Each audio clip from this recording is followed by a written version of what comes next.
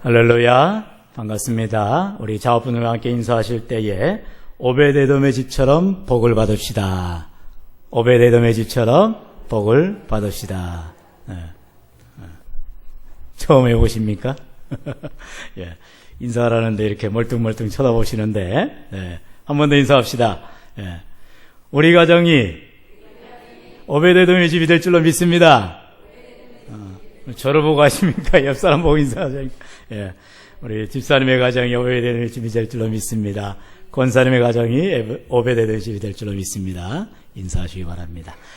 오늘 말씀을 통해서 우리가 오베데돔의 집을 살펴보며, 특별히 이제 5월의 가정의 달이 다 지나가고 있는데 우리의 가정들이 참으로 하나님의 큰 복을 받은 오베데돔의 집과 같은 믿음의 가정들이 되기를 간절히 소원합니다. 그러면 과연 이 오베데돔의 가정이 어떠한 가정이었길래 하나님의 큰 복을 자손 대대로 받았는가? 우리가 말씀 앞에 집중하면서 이 오베데돔의 가문을 살펴보며 그들이 과연 어떠한 삶을 살았기에 하나님의 복을 받았는지를 잘 살펴서 우리 함께 믿음의 가정들을 이루어가시는 저와 여러분 되시기를 주의 이름으로 축원합니다. 오베데돔은 먼저 그 사람에 대해서 우리가 인격상을 알아볼 필요가 있지요. 오베데돔은 누군가 하니 그는 고라 자손입니다. 그리고 성전의 특별히 문지기를 맡은 레위 사람이었던 것입니다. 역대상 26장을 보면 이제 그 고라 자손으로 또 성전 문지기를 맡은 레위 자손이더라, 이렇게 오베데돔을 소개하고 있습니다. 오베데돔의 뜻은 에돔의 일꾼이라는 뜻입니다. 그러니까 이름에 벌써 일꾼이라는 그런 내용을 가지고 있습니다. 그는 태어나면서부터 에돔의 일꾼이다, 이런 뜻을 가진 이름으로 살아야만 했습니다. 이런 일꾼이라는 멍에를 쥐고 있었지만 그는 하나님의 큰 복을 받게 되었다는 것입니다. 여러분, 우리가 알다시피 오베데돔을 생각하면은 하나님의 궤, 바로 언약궤를 우리가 생각할 수가 있습니다. 오전에 우리 구역장 원찰 예배를 통해서 베세메스의 암소를 잠깐 내용을 다뤘습니다. 그리고 베레스 우사를 다뤘어요. 이제 베세메스의 암소와 베레스 우사와 함께 연결되어야 될 것이 바로 이 오벳에돔인 것입니다. 그래서 오늘 저녁에 우리가 오벳에돔의 집에 대해서 좀 살펴보려고 하는 것입니다. 우리가 알듯이 언약궤는 하나님의 임재를, 그리고 하나님의 능력을 상징하였습니다. 출애굽 당시에는 이 언약궤를 맨 이 제사장들이 앞서서 레위 사람들이 갈 때에 요단강이 갈라졌습니다. 그리고 광야 인생길 가운데서 이 언약궤가 하나님과 함께할 때에 늘 불기둥으로 구름기둥으로 함께했던 것을 보게 됩니다. 그런데 이 언약궤를 사사시대 이후로는 이제 전쟁 승리하는데 어떤 도구로 전락되어 버린 것을 보게 됩니다. 마치 언약궤가 있음으로 인해서 이것이 무슨 신주단지인 것처럼 이게 있으면 전쟁에 승리하는 것이야, 이렇게 생각을 하였던 것입니다. 이제 다윗이 왕이 되는 시기입니다. 지금 이 본문인 역대기상 13장은 우리에게 사무엘상 이 6장과 연결되어져서, 사무엘하 6장과 연결되어져서 같은 맥락을 볼 수가 있는데요. 다윗이 왕이 되니까 제일 먼저 하는 것이 바로 하나님의 궤를 다윗성으로 데려오기를 원하였습니다. 그래야 사사시대에 있었던 것처럼 전쟁에 승리를 하고 하나님의 임재를 나타낸다는 것이었습니다. 그래 이제 다윗은 백성들을 모아놓고 하나님의 궤를 옮기자라고 말합니다. 그러자 역대상 우리 13장 본문 앞에 있는 3절로 4절의 말씀을 보면 3절로 4절입니다. 우리 다 같이 한번 3절 4절 읽습니다. 시작. 우리가 우리의 하나님의 궤를 우리에게로 옮겨오자. 사울 때에는 우리가 궤 앞에서 묻지 아니하였느니라 하매 뭇 백성의 눈이 이 일을 좋게 여김으로 온 회중이 그대로 행하겠다 한지라. 아멘. 이제 다윗이 왕이 되었을 때에 이전의 왕, 바로 사울과 차별화시키는 것은 다름 아닌 하나님의 궤를 이제 가져오자는 것입니다. 사울왕은 자기 뜻대로 왕의 일을 하였기 때문에 때때로 사무엘 선지자가 제사를 드려야 되는데 이제 전쟁을 치르기 전에 제사를 드리지 않으면 안 되는데 사무엘 선지자가 더디 오는 거예요. 그랬을 때 사울이 어떻게 했습니까? 사무엘 선지자를 제쳐놓고 자기가 제사를 드려버리는 이런 악행을 범하였다는 것입니다. 이제 이런 일들을 눈으로 보면서 다윗 왕은 하나님의 궤를 이제 신앙의 ABC를 갖추자는 것이죠. 그래서 하나님의 교회가 먼저 우리 다윗성에 들어오면 이제 하나님이 우리와 늘 함께 하시고 하나님의 능력이 우리의 삶에 나타날 것이다. 이러한 요구를 백성들에게 한 것입니다. 하지만 이제 지금 당시 다윗에게는 하나님의 교회가 없지요. 왜냐하면 아비나답이라는 제사장의 집에 이 하나님의 교회가 20년 넘도록 거기에 있었습니다. 블레셋에 의해서 이 하나님의 교회가 뺏겼다가 이제 다시 돌아오게 된 것입니다. 그래서 이제 아비나답의 집에 있던 교회를 내고 이제 벳세메스의 암소들이 이제 이 다윗성으로 오기 시작하는 것입니다. 본문 이제 9절을 보면은 9절 말씀을 제가 읽겠습니다. 기돈의 타작마당에 이르러서는 소들이 띠므로 웃사가 손을 펴서 궤를 붙들었더니. 자, 여기 말씀해 본 대로 이제 벳세메스를 향하던 이 암소들이 수레를 끌고 언약궤를 싣고 오고 있습니다. 여러분 벌써 말씀을 이제 읽으면서 이게 아닌데 라는 생각을 할 수도 있을 거예요. 왜냐? 우리가 잘 알듯이 하나님의 말씀에 민수기 4장 15절에 보면은 고앗 자손이 와서 맬 것이니라 그러나 성물을 만지지 말지니 죽을까 하노라. 이런 하나님의 명령이 있는 것입니다. 하나님의 궤를 어떻게 해야 된다고요? 예? 하나님의 궤를 어떻게 모시고 와야 된다고요? 자, 대답을 해보세요. 하나님의 궤를 어떻게 가져와야 되는데? 예? 이건 너무 중요한 거예요. 여러분 이거 놓치면 안 됩니다.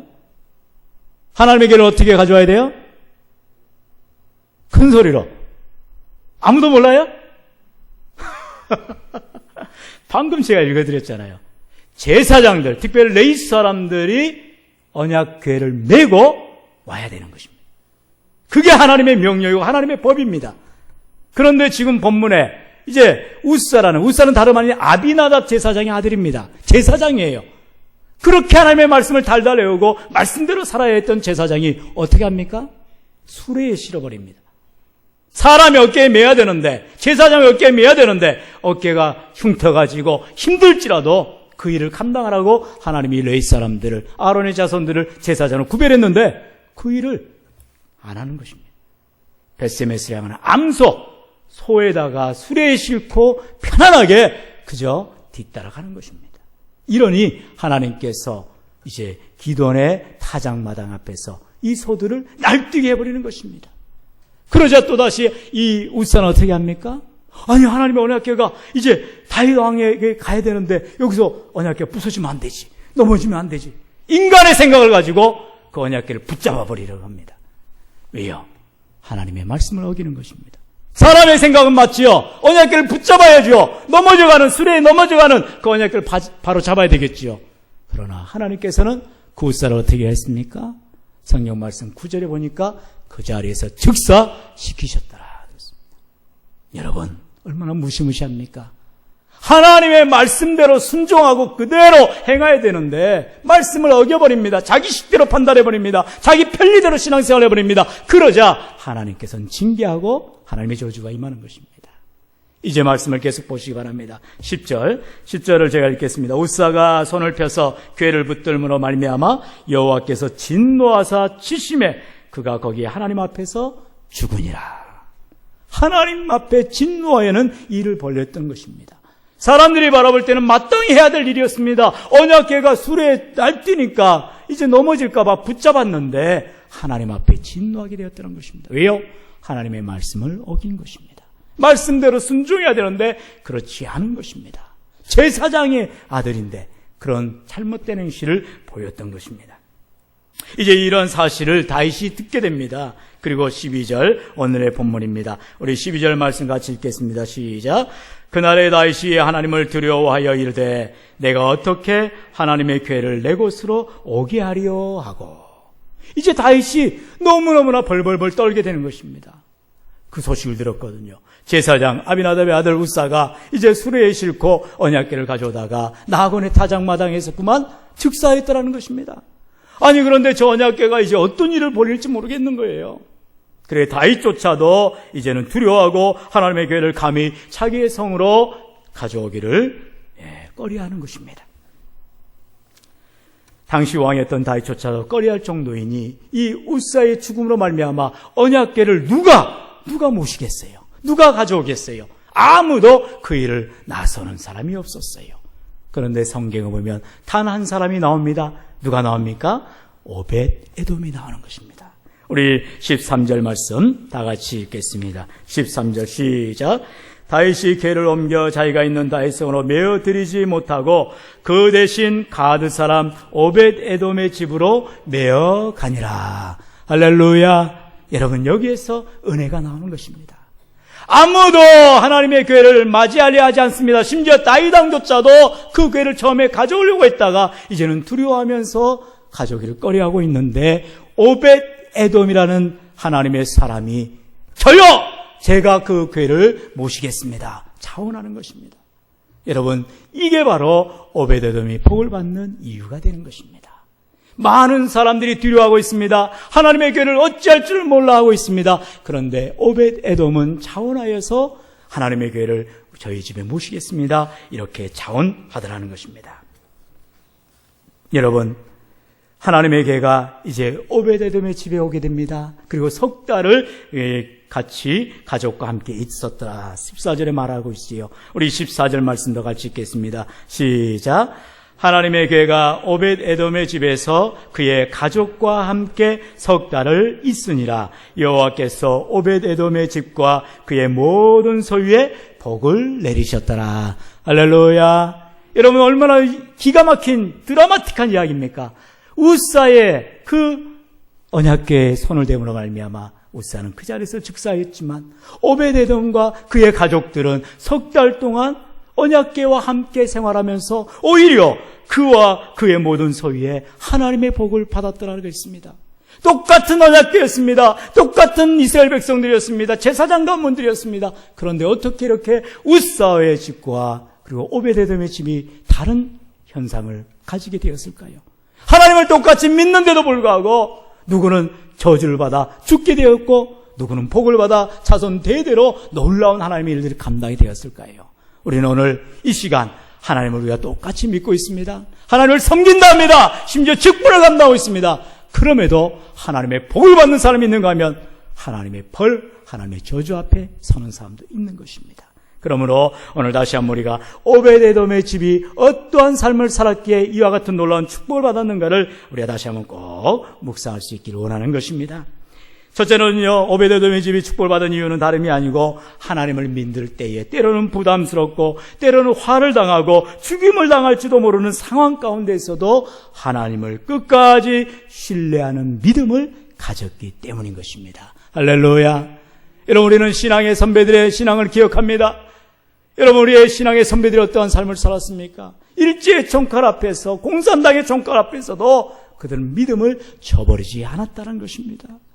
그런데 우리는 오늘 하루만 해도 얼마나 신앙이 왔다리 갔다리 했습니까? 하나님을 이랬다 저랬다 믿었다 안 믿었다 하지 않았습니까? 내 편리대로 내 원하는 대로 하나님 이제 내가 옆으로 오세요. 하나님 이제는 하나님 내 옆에 계시지 마세요. 이러면서 좌지우지하지 않았냐는 것입니다. 여러분, 절대로 그 신앙 가지고는 하나님을 기쁘시게 할 수가 없는 것입니다.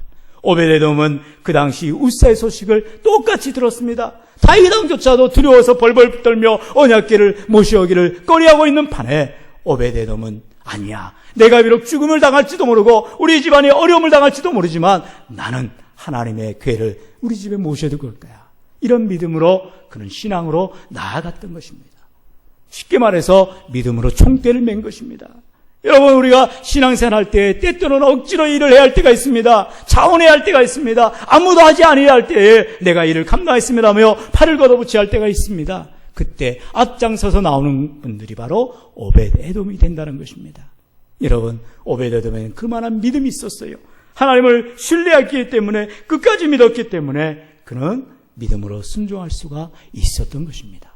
다윗 왕이 오벳 에돔을 시킨 것이 아니었습니다. 자원하였던 것입니다. 여러분, 하나님의 복은 바로 이와 같이 믿음으로 순종할 때에 그 자리에서 복이 임하는 줄로 믿습니다. 여러분, 때때로 우리가 과감히 나의 생명조차도 아끼지 않겠습니다라고 헌신할 때가 과연 언제였습니까? 우리의 신앙을 돌아보시길 바랍니다.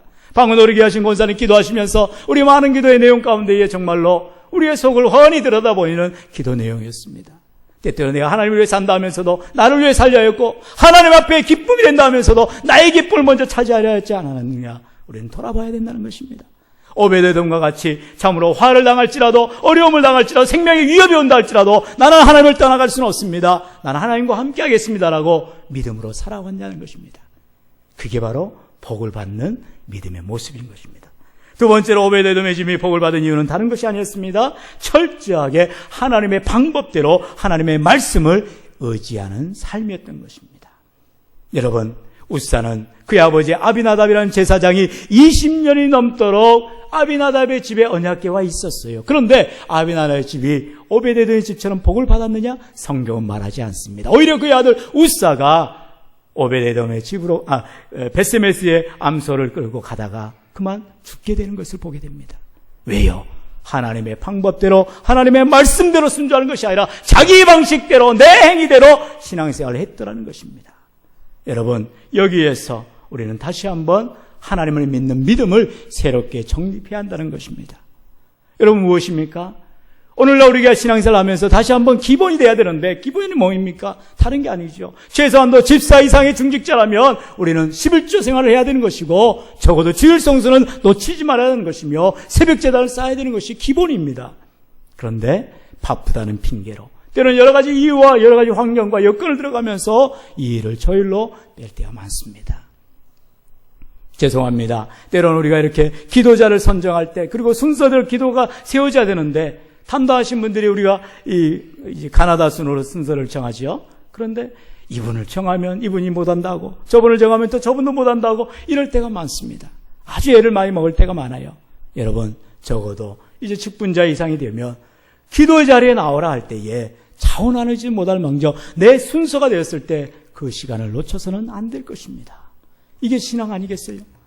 여기에 오베데돔은 철저하게 하나님의 말씀에 순종했다는 것입니다. 우사는 어깨에 메고 벗개를 메고 와야 되는데 힘들고 피곤하고 싫고 하기 싫으니까 그만 수레에 실어버립니다. 그리고 편안하게 따라가는 것입니다. 그것은 신앙이 아니더라는 것입니다. 오베데돔은 우리가 모르긴 몰라도 그 하나님의 궤를 이제 어깨에 들쳐매고 함께 가족들과 이제 자기의 집으로 하나님의 궤를 모시고 왔을 것입니다. 그게 얼마나 귀한 믿음입니까? 하나님 말씀한 대로 순종하겠다는 것입니다. 우리가 개혁주의를 주장하며 우리의 한광교회가 이 대한예수교 장로의 합동측을 이렇게 우리가 굳건하게 믿는 이유가 무엇입니까? 이 시대에 자유주의가 창궐하고 얼마나 세속주의가 판을 치고 있습니까? 심지어 기독교를 위장한 얼마나 많은 사이비들이 많습니까? 우리는 끝까지 하나님의 말씀을 최고의 권위로 세우며 하나님의 말씀대로만 우리는 순종하며 살겠노라 결단하고 있습니다. 여러분, 그렇다면 그 말씀에 순종하는 신앙의 모습을 반드시 보여야 할 줄로 믿습니다. 여러분, 오늘 한날도 우리가 살아갈 때에 때로는 의무감으로 일을 감당했던 그런 아비나답과 우사의 모습이 아닌 참으로 자원함으로 사모함으로 하나님의 일을 감당하기를 원하여 믿음으로 나온 오베데돔처럼 하나님의 복을 받는 순종의 사람들이 되시기를 주 예수님으로 축원합니다. 사랑하는 성도 여러분, 우리 12절 말씀이 얼마나 귀한지요. 우리 다시 한번 12절을 읽겠습니다. 시작. 하나님의 교회가 오베데돔의 집에서 그의 가족과 13절이죠. 14절 말씀 같이 읽겠습니다. 시작. 하나님의 교회가 오베데돔의 집에서 그의 가족과 함께 석살을 잇으니라. 여호와께서 오베데돔의 집과 그의 모든 소유에 복을 내주셨더라. 아멘. 오늘 이 본문의 말씀처럼 하나님의 진정한 참된 복을 받기를 원하십니까? 그렇다면 하나님의 교회를 모시기 바랍니다. 하나님에게는 하나님의 말씀, 하나님의 말씀이 우리 가정에 참으로 주인 되어주시고 내 삶의 주관자가 되어주실 때에 우리 인생은 변화되며 하나님의 크신 복을 받게 되는 것입니다. 그러므로 오늘도 우리가 참으로 하나님의 말씀대로 철저하게 순종하며 겸손히 사명을 감당하시는 저와 여러분 되시기를 주 예수님으로 축원합니다. 우리 함께 기도합니다.